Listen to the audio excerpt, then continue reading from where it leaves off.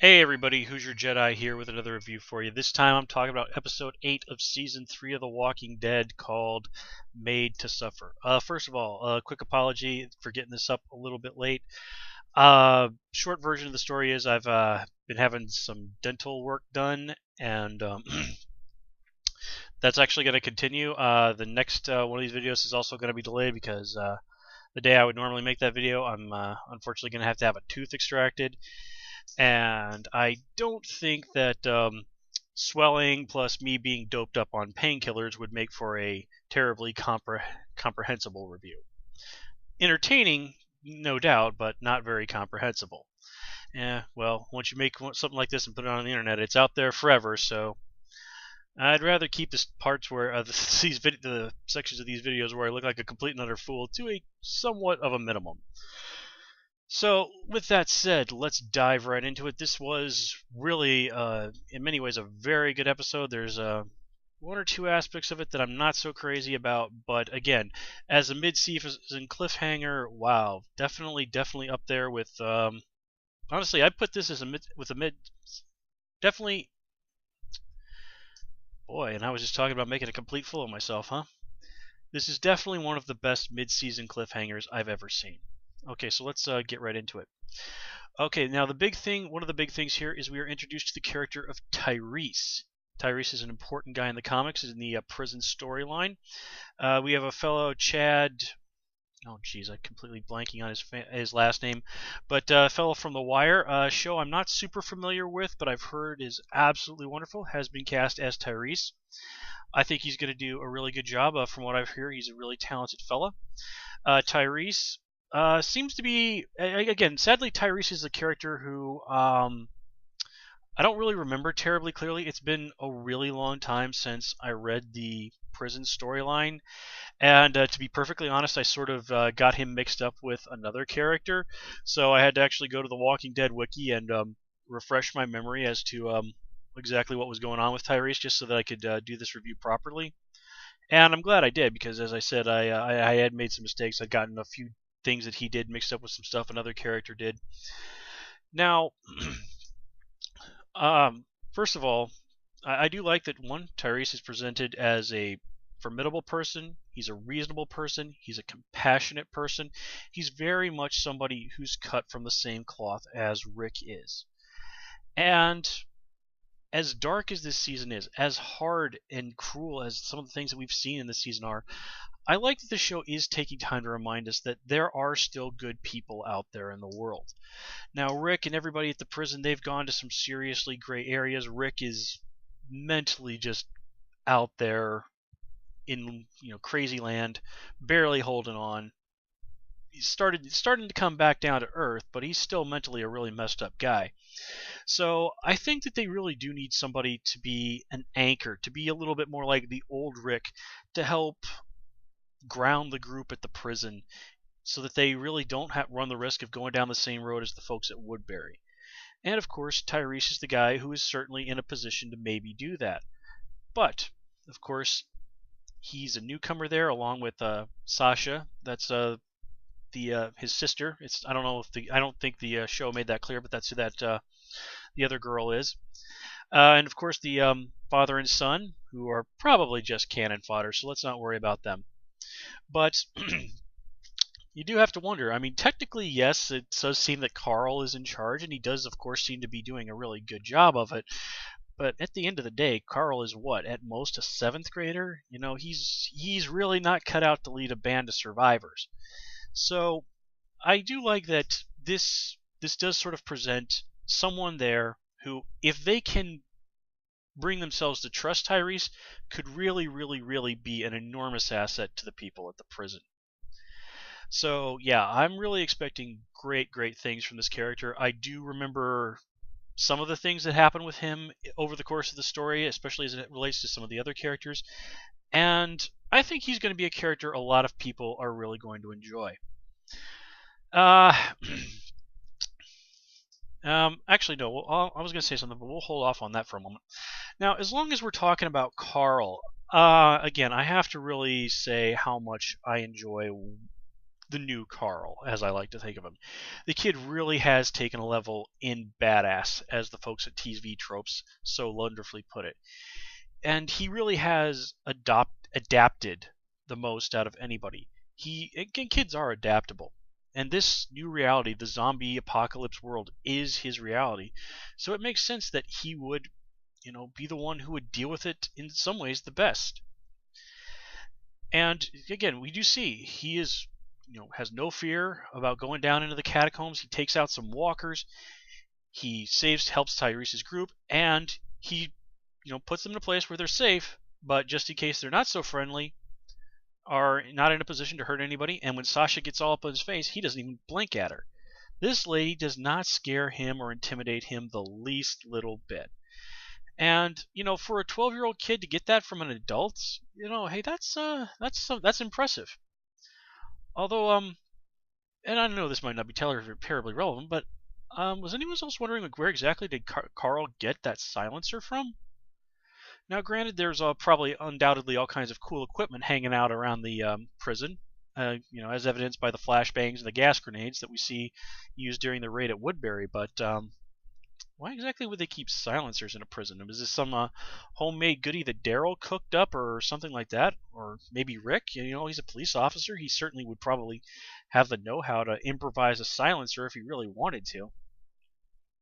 Again, not terribly relevant, but did something that did occur to me. And speaking of Carl, we kind of continue to see that he's very protective of Beth. I do get a kick out of this little dynamic, this little aspect of Carl's personality. Although, given the way that Axel is acting, it's really not too unreasonable that Carl is sort of standoffish and really keeping an eye on Axel there and completely unhappy about the situation. Now, to be completely fair to Axel, he does raise a good point. It's God, come on, man, I've been in prison forever. But still, Beth is 17, so it's super, super gross and creepy. I mean, oh, man, you know what it reminded me of?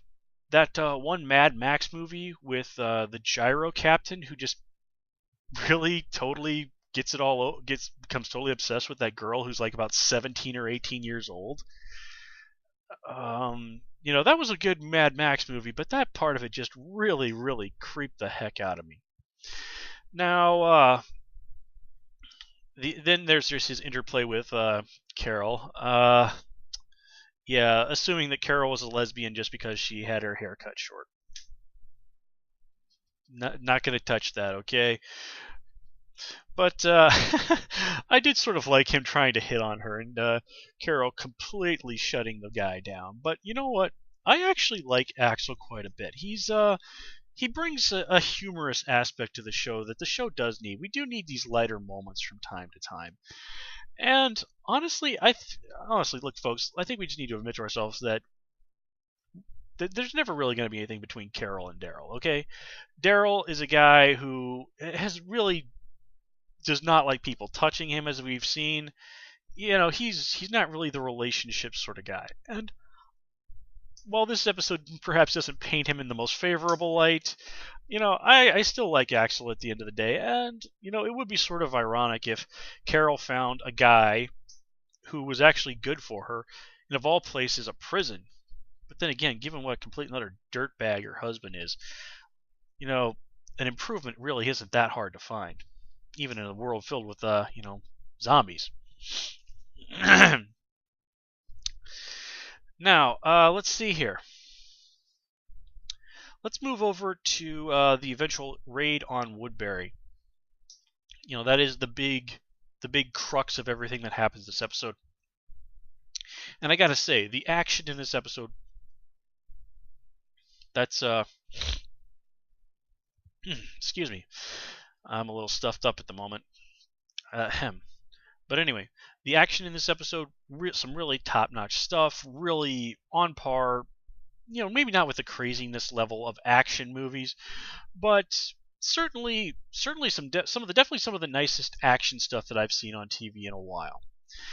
My only real major gripe with the whole raid on Woodbury was when they rescue Glenn and Maggie. They use the flashbangs and the smoke grenades.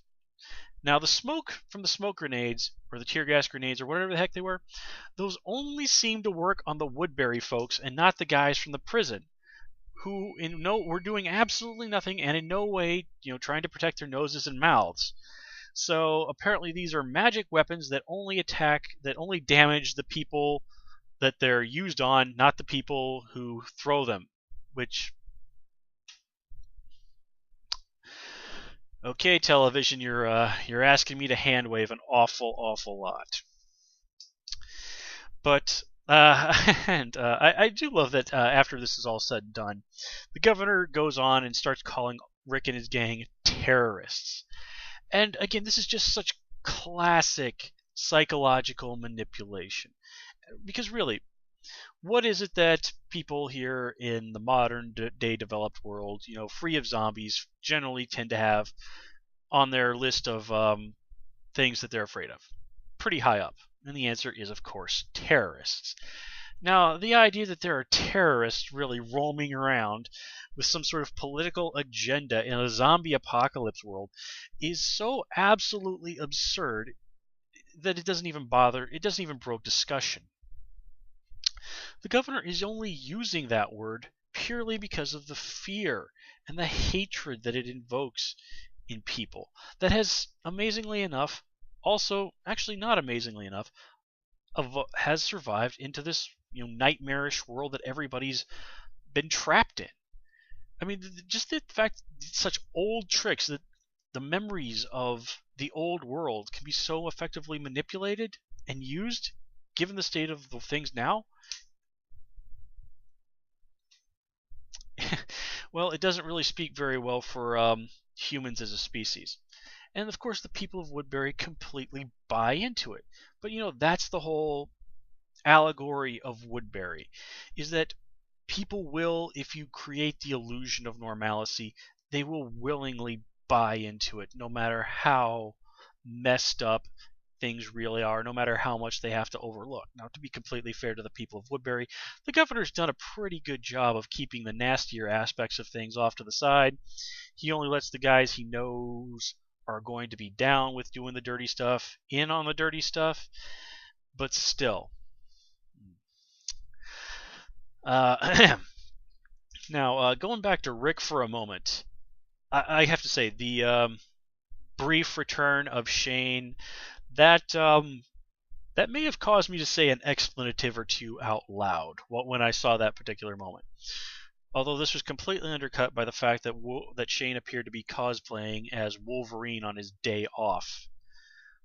Look, I understand that the fellow that plays Shane probably grew his hair back, but seriously, guys, you're a TV show. I'm sure you have stylists around that could have not made him look like Wolverine.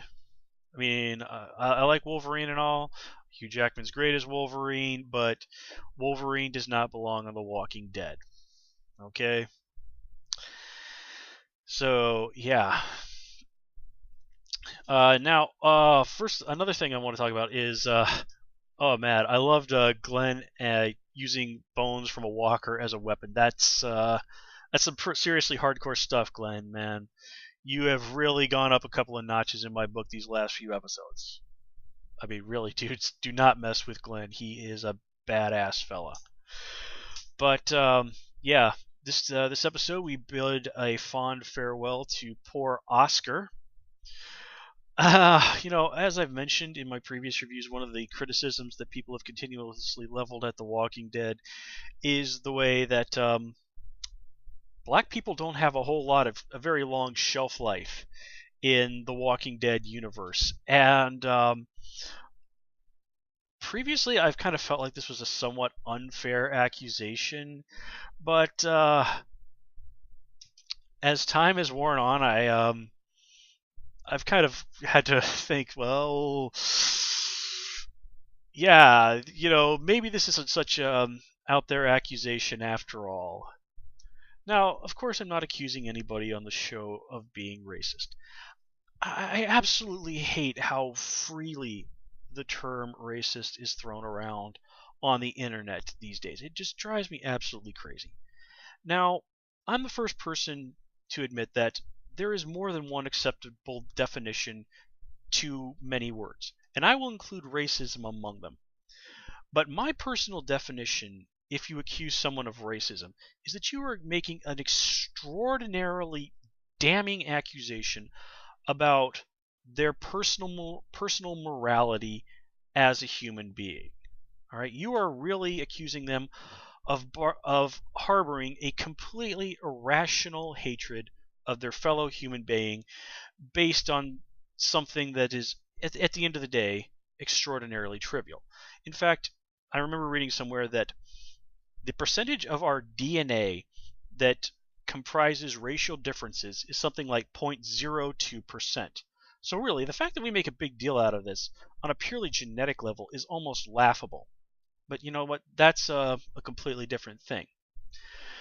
Now, if you want to say that perhaps something has not been as sensitive towards racial matters as perhaps it should be, then okay, that I can get behind at times, depending on the circumstances. But I really hate people just automatically tossing the word racism at anything that they think may just be a little off.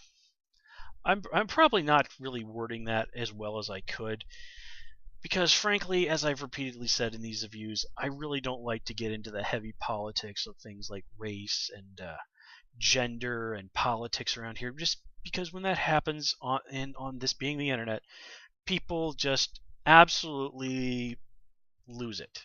And I like to keep things cool. I like to keep things positive around here. But this is something that crossed my mind while I was watching this episode, so I felt the need to raise it with you guys. That's my position on the situation. Comment on it if you want. Just keep cool, stay respectful. Okay, we're all just here to talk about TV shows that we like. Okay,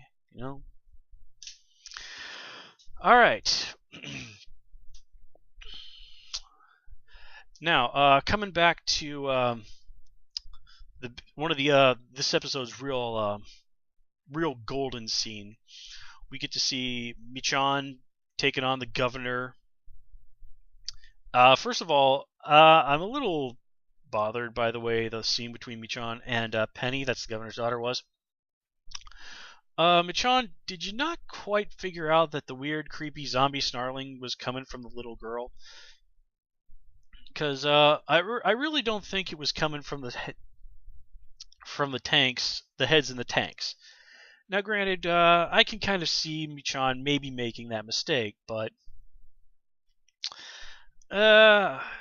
I just can't help but feel that maybe her instincts would have caused her to maybe be a little bit more cautious than she was. Then again, if you or I came across what we thought was a little girl being chained up in a cage by a guy who we thought was a sociopath, maybe we would be a little bit more willing to throw caution to the wind to help that kid.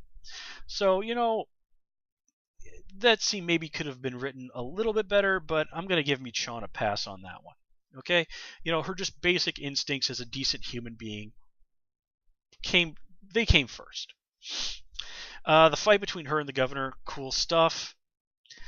I really was hoping for a little bit more of the creepiness with the heads on the floor trying to bite at people, but maybe if they focused on that a little too much, they could have run the risk of making it seem absurd to the point of comedy. So maybe it really was better that they took the track that they did. But the real gold of that moment was when Michan is holding Penny hostage, and that just completely shatters the facade of the governor. He is the governor no longer. He is just plain old, simple Philip Blake. Oh, spoiler, the governor's surname is almost certainly Blake. He is the man he was before. He is once again the simple man. This man who just wants his daughter. He just wants her to be safe. And this situation is really the only thing that probably could have brought that side of him out. And to see that, I mean, that was something that was really extraordinarily telling about his character. Now, I've seen a few people say that, including one of my friends, that they don't really like how the show has spent so much time humanizing the governor, that where in the comics he's much more just a sort of a straight up bad guy. And you know what? I don't know if I agree with that criticism, but I understand where they're coming from. The governor as a villain, I mean, he's certainly an excellent villain. He's definitely up there of some of the most vile villains that I've ever seen in comics.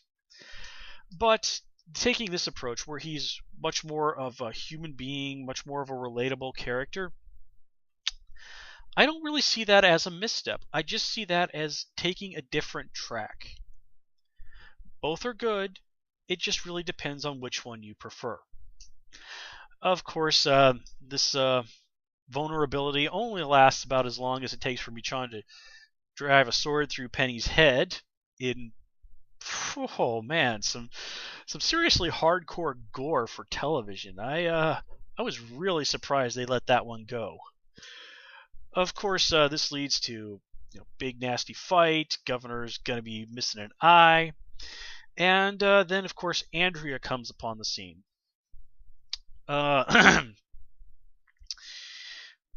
Now, a lot of people are, what I feel understandably, rather upset with Andrea's reaction here. Now, granted, if it had just been the governor cradling the zombie girl's body, okay, I think that might have been passable, because let's face it, Andrea was basically guilty of the same thing back in season 1. But there are zombie heads laying around on the floor, and the head of that pilot guy that they brought to Woodbury, or helped, bring to Woodbury, essentially, has doubtlessly clearly visible. Now, I really wish they'd spelled out for us whether or not Andrea saw this guy's head and recognized it specifically, and they did, which, again, really does bother me, but, what's done is done. So, I have to say that at the end of the day, I am on board with the people who criticize Andrea for not leaving with Michan. That just, I mean, sure. Okay, yeah. I think the whole thing with the head should have been enough to say her that, oh man, this guy is not who I thought he was. Maybe it's better that I leave. Now, obviously, a lot more could be said about this particular situation, but I think I've said enough. So let's move on. Now, I did like, before I move on though, I did like that moment of her and Michan circling each other. That's really wonderful classic storytelling. Friend versus friend, or friend unsure if they can trust friend. Again, just really nice stuff, really nice visual. Oh darn! I know that reminds me of something from another movie that I've seen. Yeah, because The Walking Dead is a movie, not a television show. Whatever. Let's go on.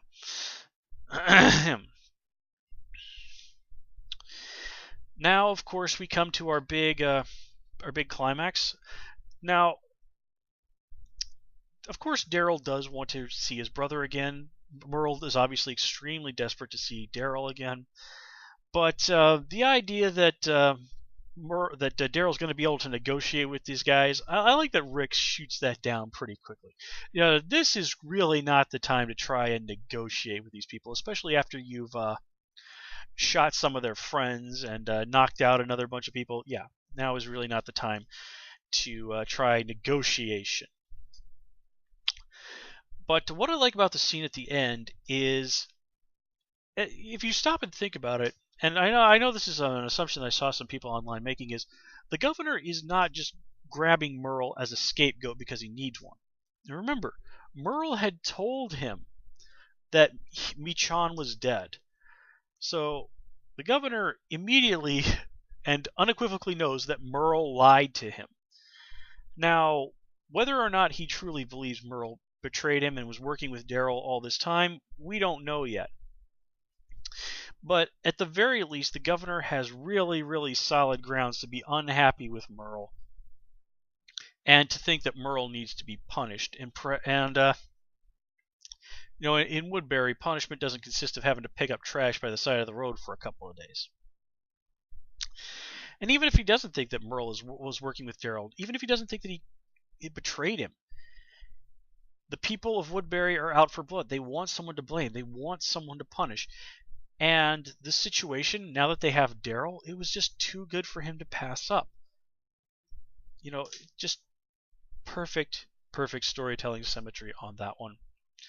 So yeah, definitely looking forward to February, where we find out what's going to happen. This is, I'm thinking, going to continue to be an absolutely brutal season. Just so much good stuff going on. And wait a minute. I said that the next review was going to be delayed. Obviously the show is not coming. Obviously my having to have some dental work done later this week is not going to interfere with my next Walking Dead review. Oh boy. Sorry folks, I've been taking some pain medicine. So yeah. Well, again, so much for not making a fool of myself on the internet. Well, I think I should definitely wrap it up here before I say something truly stupid. So, as always, folks, please comment, rate, and subscribe. And, of course, you can follow me on Twitter at HoosierJedi. Until next time, take care and have a good one.